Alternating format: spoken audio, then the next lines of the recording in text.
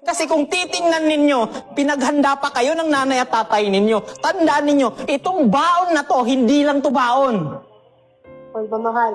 Yung pagmamahal, yung pera, sakripisyo na meron sila pambili ng bigas na to, yun ang laman nito. Sadyang hindi nyo lang nakikita. Minsan magrereklamo kayo na wala kayong ulam. Ang tanong ko, nakita nyo bang kumain yung mga magulang nyo para lang mabili ito?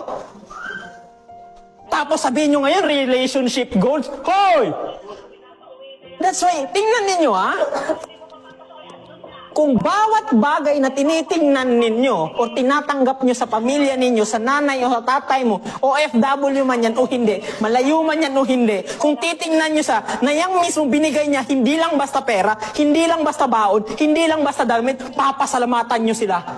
Kasi alam ninyo na yung binigay sa inyo, hindi lang yan basta baon, hindi lang yan basta pera, kundi pagmamahal.